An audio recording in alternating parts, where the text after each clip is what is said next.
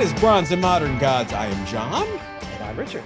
And we welcome you to yet another week. You know, we're here. Sorry about the bonus episode, but that's why they're called bonus episodes. Yeah, we needed a little moment. Well, you know, I was all sniffly and sneezy. I'm not saying what it was. I'm just saying I was sniffly and sneezy, but I feel much better now. And if you want to make me feel even more better, why don't you follow us on Facebook and Instagram at Bronze and Modern Gods. If you like this video, hit like, hit subscribe, Hulk smash that notification bell, people. Whatever. Today it's just kind of a freewheeling week, a freewheeling episode. We're gonna talk a little bit about the Turtles movie, which I finally saw. Thank you, Disney Plus, and just our latest submissions to CGC. Yes, we are raging hypocrites. We are still sending stuff to CGC. Hey, it's where the money is. I'm sorry. I know. Plus, we've got the 25-year rule now that we're in 1997. We've got our underrated books of the week. But first, our hot book of the week. Richard, it's all you again. Hot book this week is Darth Vader Number 1 from 2015. Yeah. This is the first appearance of Black Kirstnatan. God bless you. Yeah, okay. I like most other people who actually have to pronounce his name. You know, this is one of those characters that you read the name and it just becomes a visual. BK. They just call him BK. Okay. It's a whopper. It is a whopper. He's a giant angry Wookiee. He's a gladiator bounty hunter, and he makes his first appearance in Darth Vader Number 1. He's associated with one of my favorite characters of the Star Wars universe, which is Dr. Aphra. And people are specking left and right because they're seeing Black BK, and they're thinking, well, Dr. Aphra isn't too far behind. I think she's one of those things that if they don't take advantage of her, they're leaving money on the table. And I think Dave Filoni is smarter than that. This book itself is has been like one of those also ran titles. The whole Darth Vader series, with the exception of issue number 3, has always been in there. But with BK's appearance, it's really shot up. There are 472 9.8s on the census right now out of 716 books, so the ratio isn't that great.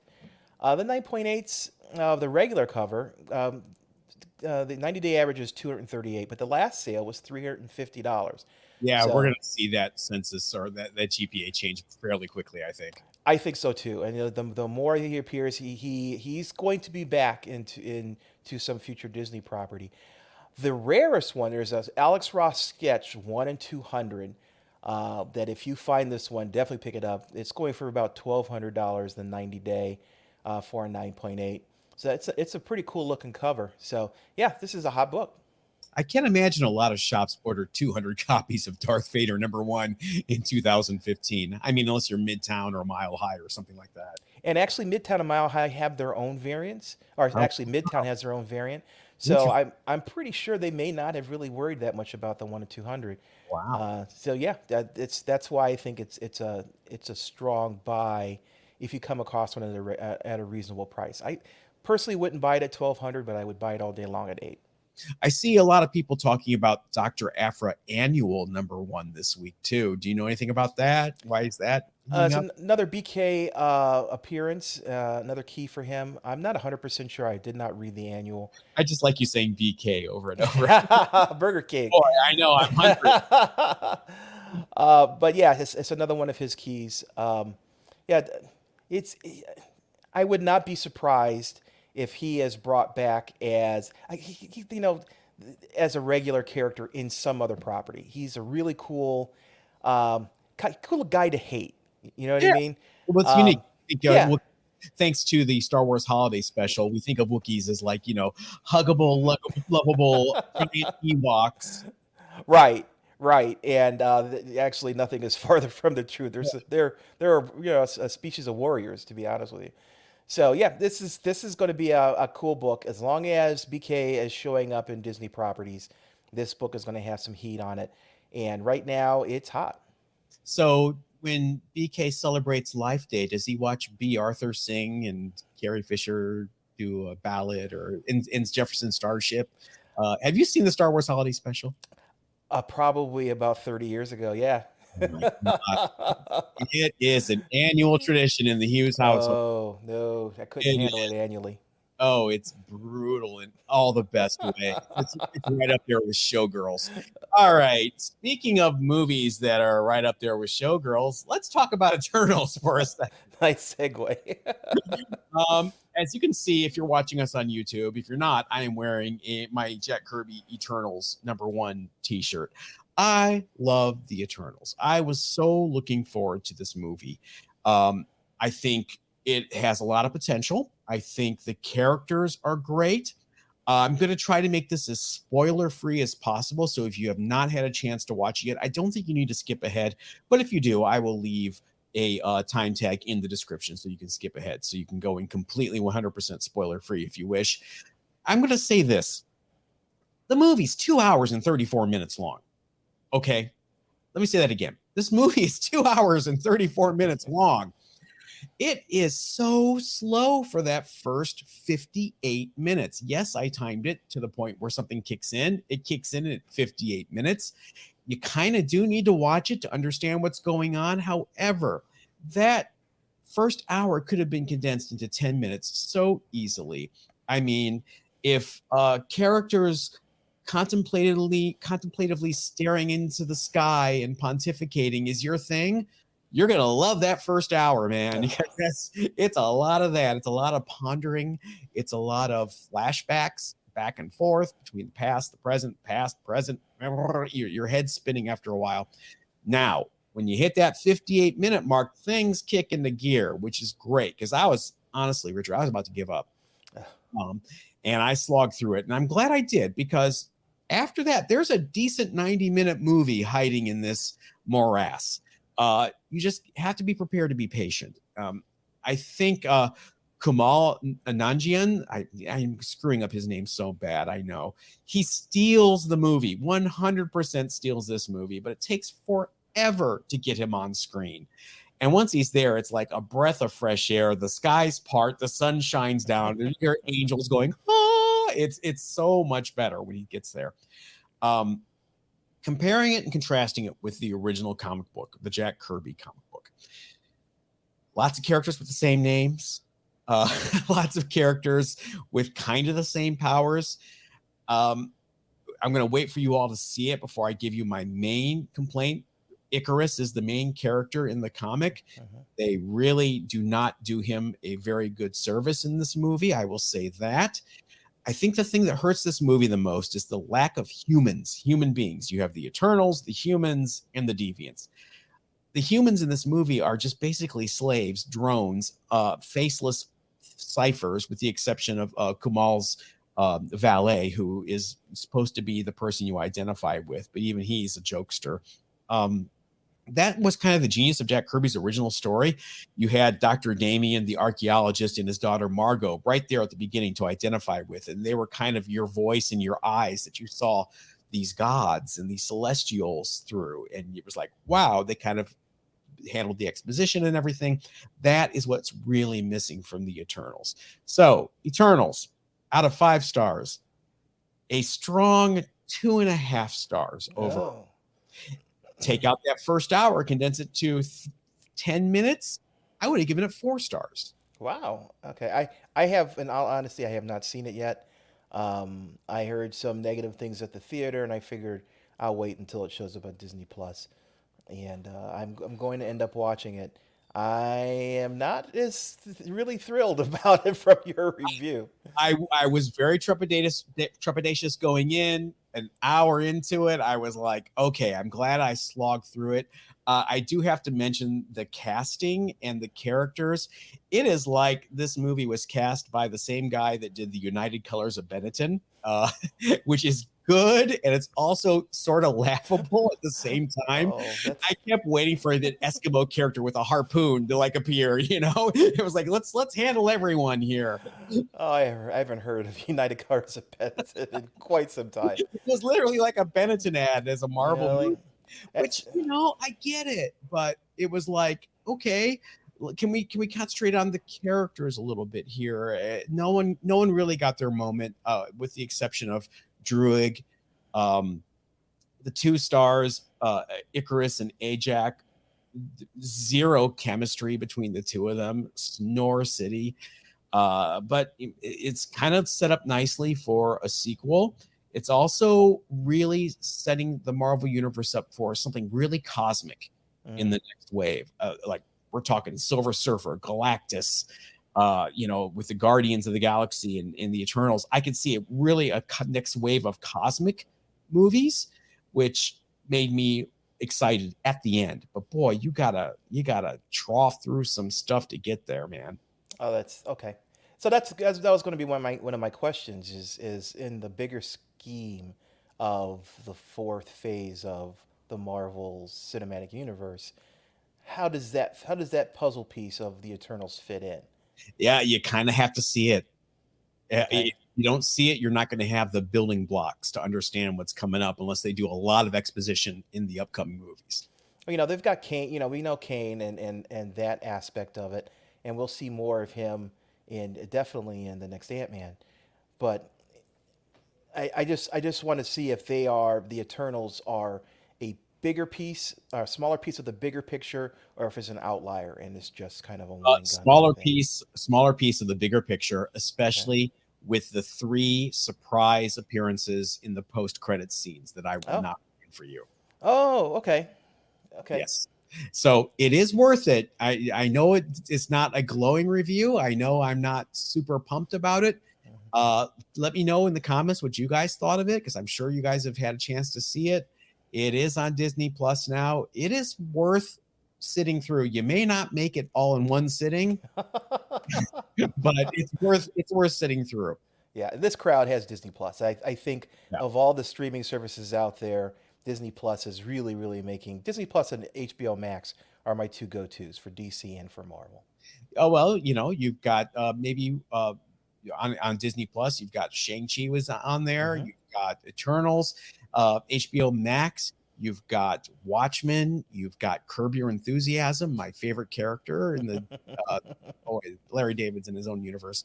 All right, let's move on to our submissions to CGC. As you guys know, we're really excited for all the price increases that are coming. We're super pumped. One way to avoid the price increases is if you have your submission form filled out before January 18th. And you have to have the books received by when, Richard? Do you know? By February 18th, so a month after they're submitted. Today is Monday the 17th. You guys have 24 hours. Get it done if you want to get it done. There's going to be a rush. Prepare yourself to wait for a little bit. But we're going to be part of that rush, and we thought we'd share with you guys some of the books that we're sending in just to show off, I guess. I don't know. Brag, start a conversation. What do you have? What's your first one? Oh, well, my first one, I actually have I sorted mine in order of character. Oh, wow. So because I needed to understand what I was doing. So my first stack is quite obvious. I've got a bunch of Miles Morales books. I got a number of second prints that are going in, both the original second print. And do you have a garden in the back where these things just grow? No, you know what? I got 3 more of these here that are going in. I was buying these. These were not worth a lot for a long time. These second prints were like $20, and I would buy them up when I saw them. I got some of these. I don't know, it was like 10 of these for $8 a piece at our friends. So I've had a lot of these, and some of them I've got graded. And they came out really well. I got 9.8s for a majority of them. But the rest of these are ones that are going in. I'm submitting this one. This is a Derjevic facsimile. This is the Virgin variant. Oh. I love it. I love the art without the trade dress. I've got one of the original variants. This is just the one without the trade dress. I've got a Ultimate Fallout foil Lamole copy, which is just a gorgeous, gorgeous book. Viva Mexico. From Mexico, yeah. Viva Mexico. And I've got a first print that's going in. This one's probably a 9694. Yeah. And then, of course, I've got a couple of these. These are I got to make sure to get in the camera here. These are Spider-Man number 12. This is First Kiss Between Miles and Gwen. And I've got a couple of these are 9.8 candidates. All these are 9.8, 9.8, 9.6s. Okay. So all these modern books. Right. Did you press them? I have not. Oh, Richard. I have not. I am some of them. I'm afraid to press. Like the only one I'm going to press is I've got to press the first print Miles Morales, because otherwise I've got that crease I have to worry about in the back. Exactly. So that's going in the press tonight. The rest of them, I mean, the nice thing about these books that come from, this is Midtown. You could tell it's Midtown because of the beautiful label here. Of course, I can't figure it out. The label here that says near mint. It tells you what it is right there. Why do you have to guess? So are you more comfortable pressing moderns now? Because as longtime listeners of the show are aware, you are afraid to press moderns. I am as comfortable as performing a bris on a baby. Yeah.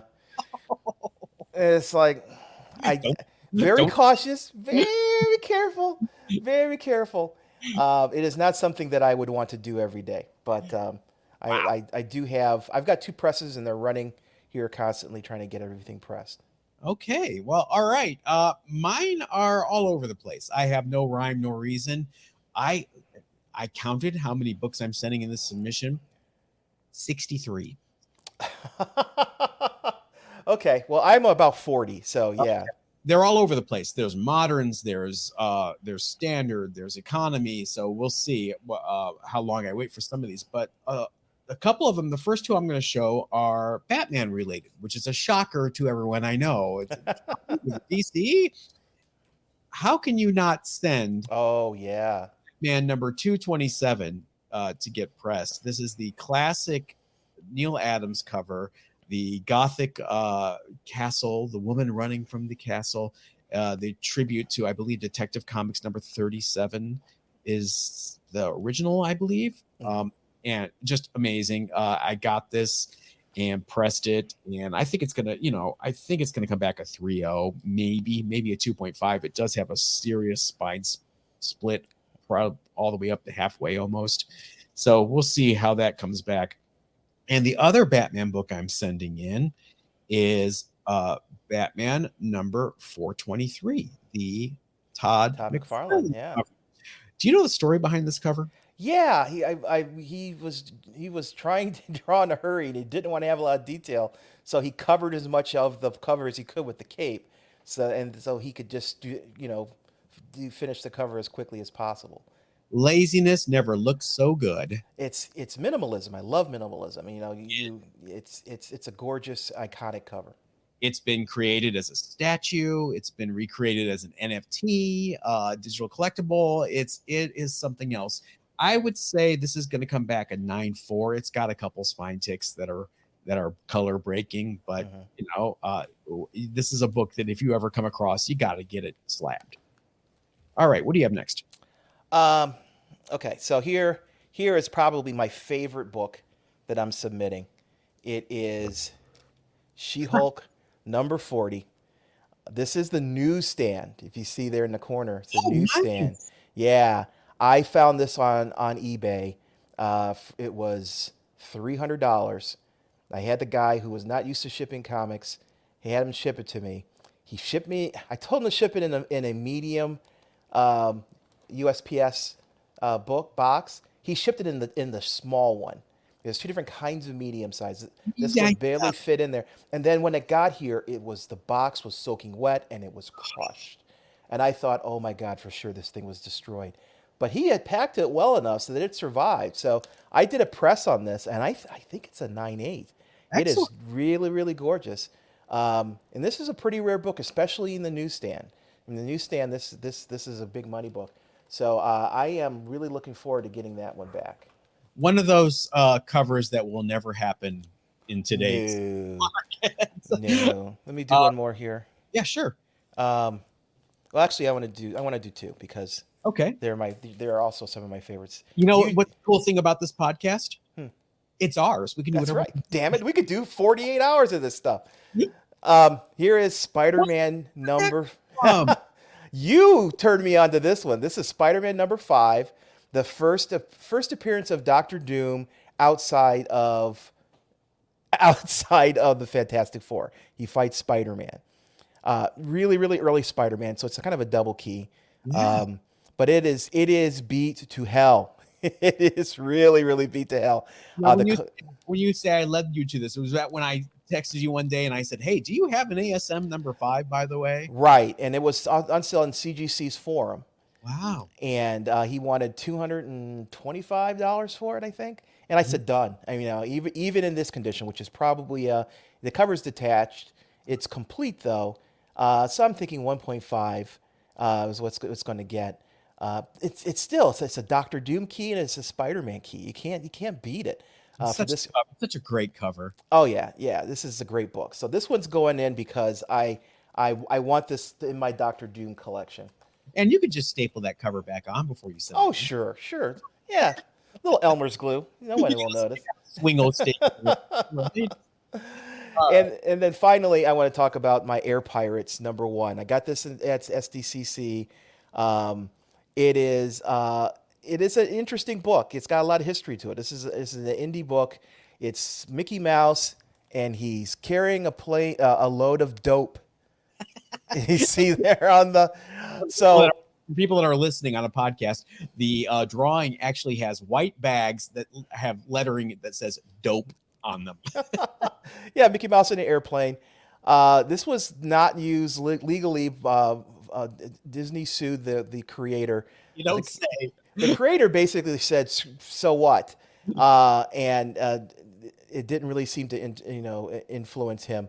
But this book is quite rare. It's a small print run. I saw it, immediately had to have it, and I immediately had to get it slabbed. I was a witness. I saw all that go down last November. All right, I have another DC book I'm sending in. Okay. I got this at my LCS. It was a decent price. Again, I did a little pressing magic to it, and I have DC Comics Presents number 47. The first appearance of He-Man and the Masters of the Universe. Now, let's go back to 1985 here. There's a character named He-Man. And he's wearing a furry loincloth and a harness. What? So you're going to get this slapped. I think it's going to come back 9.0, maybe an 8.5. The corners are not the best. It's actually this corner here in the bottom that is the biggest problem. But it's just a tough book in any shape because, who was specking on He-Man and Skeletor back in the day? Right. And then I have another DC book I'm sending in. What? These are all DC so far. What's going on, Sean? It is Star Spangled War Stories number 84. The first appearance of Mademoiselle Marie. Okay. I've featured this as an underrated book before on this podcast.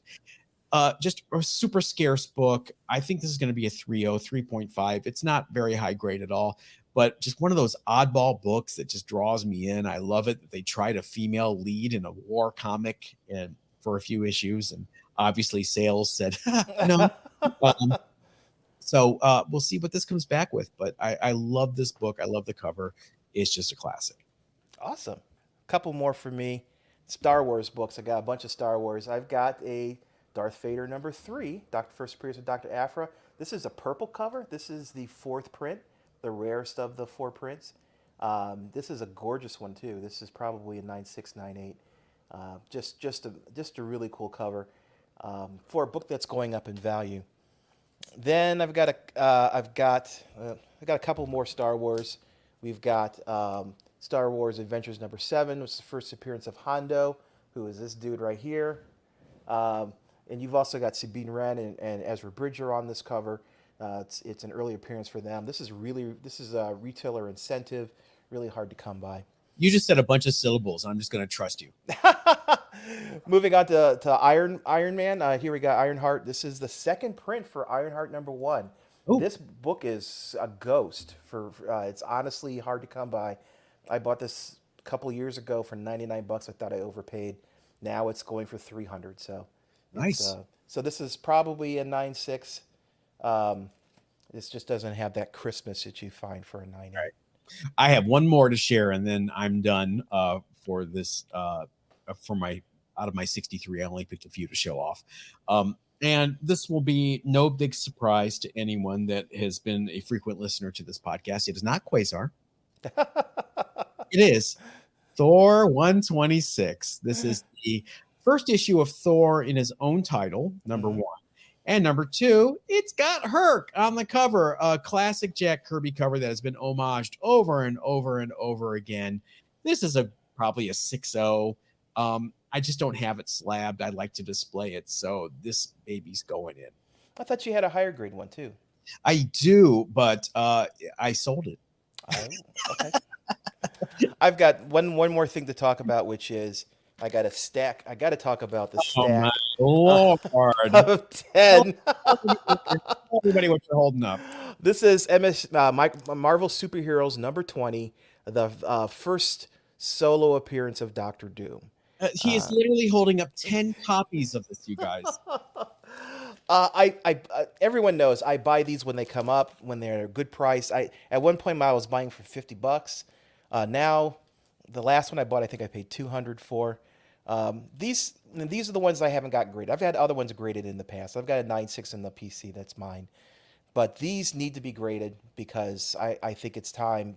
Doctor Doom is going to be here soon. Maybe not this year, but there's rumors of him showing up in a property here soon. These got to get graded. So these are all headed off to CGC to get slabbed. Nice. All right. Well, we will keep you guys posted when some of these come back in a future episode 2 years from now. Yes. Either that or our children will talk about it on their Holo Pod. Our heirs will talk about this maybe 25 years from now. What? It's time for the 25 year.